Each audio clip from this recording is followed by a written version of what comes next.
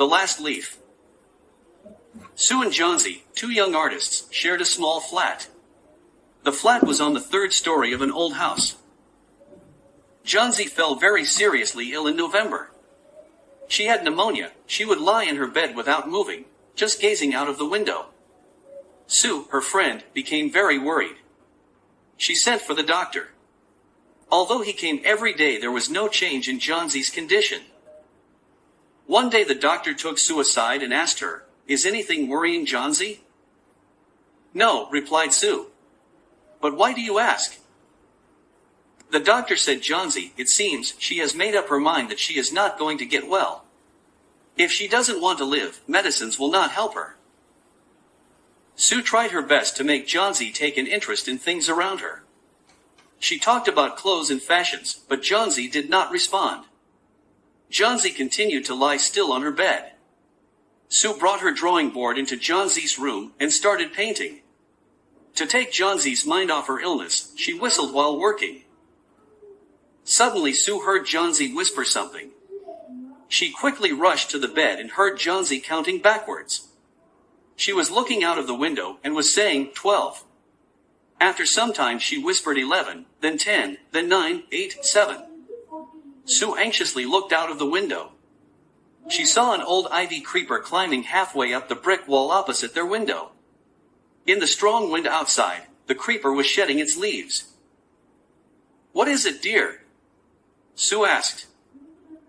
6, whispered Johnsy. "They are falling faster now. 3 days ago there were almost 100 leaves. There are only 5 left now." "It is autumn," said Sue, "and the leaves will fall." "When the last leaf falls, I will die," said Johnsy with finality. "I have known this for the last 3 days." "Oh, that's nonsense," replied Sue. "What have old ivy leaves to do with your getting well? The doctor is confident that you will get better." Johnsy did not say anything. Sue went and brought her a bowl of soup. "I don't want any soup," said Johnsy. "I am not hungry. Now there are only 4 leaves left. I want to see the last one fall before it gets dark. Then I will sleep forever."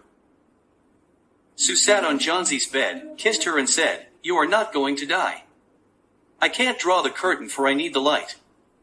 I want to finish the painting and get some money for us. Please, my dear friend," she begged Johnsy, "promise not to look out of the window while I paint." "All right," said Johnsy. "Finish your painting soon, for I want to see the last leaf fall. I'm tired of waiting. I have to die, so let me go away peacefully like one of those poor, tired leaves." "Try to sleep," said Sue. "I have to paint an old miner. I will call Behrman up to be my model." Sue rushed down. Behrman lived on the ground floor. He was a 60-year-old painter. His lifelong dream was to paint a masterpiece, but that had remained a dream. Sue poured out her worries to Behrman. She told him how Johnsy was convinced that she would die when the last leaf fell. "Is she stupid?" asked Behrman. "How can she be so foolish?" "She is running a high temperature," complained Sue. "She refuses to eat or drink, and that worries me a lot." "I will come with you and see Johnsy," Behrman said. They tiptoed into the room. Johnsy was sleeping. Sue drew the curtains together, and they went to the next room. She peeped out through the window. There was only 1 leaf on the creeper. It was raining heavily, and an icy cold wind was blowing. It seemed as though the leaf would fall any minute now. Behrman did not say a word. He went back to his room. Johnsy woke up next morning. In a feeble voice she asked Sue to draw the curtains. Sue was nervous.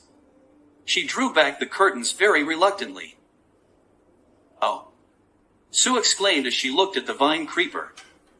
"Look, there is still 1 leaf on the creeper. It looks quite green and healthy. In spite of the storm and the fierce winds, it didn't fall." "I heard the wind last night," said Johnsy. "I thought it would have fallen. It will surely fall today. Then I'll die." "You won't die," said Sue energetically. "You have to live for your friends. What would happen to me if you die? Johnsy smiled weakly and closed her eyes. After every hour or so she would look out of the window and find the leaf still there. It seemed to be clinging to the creeper. In the evening, there was another storm, but the leaf did not fall. Johnsy lay for a long time looking at the leaf. Then she called out to Sue. I have been a bad girl. You have looked after me so lovingly, and I have not cooperated with you. I have been depressed and gloomy. The last leaf has shown me how wicked I have been. I have realized that it is a sin to want to die. Sue hugged Johnsy. Then she gave her lots of hot soup and a mirror. Johnsy combed her hair and smiled brightly. In the afternoon the doctor came. After examining his patient he told Sue that Johnsy now has the will to live. I am confident she'll recover soon. Now I must go downstairs and see Behrman. He is also suffering from pneumonia. But I am afraid there is no hope for him. The next morning Sue came and sat on Johnsy's bed. Taking Johnsy's hand in hers she said, I have something to tell you. Mr. Behrman died of pneumonia this morning. He was ill for only 2 days.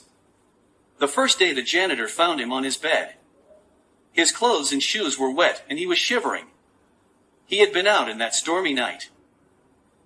Then they found a ladder and a lantern still lighted lying near his bed. There were also some brushes and green and yellow paints on the floor near the ladder. Johnsy dear, said Sue, look out of the window. Look at that ivy leaf. Haven't you wondered why it doesn't flutter when the wind blows? That's Behrman's masterpiece. He painted it the night the last leaf fell. The last leaf. Hi guys, hope you liked this video. Thanks for watching. A video presentation by Jane Orion Menon. Thank you.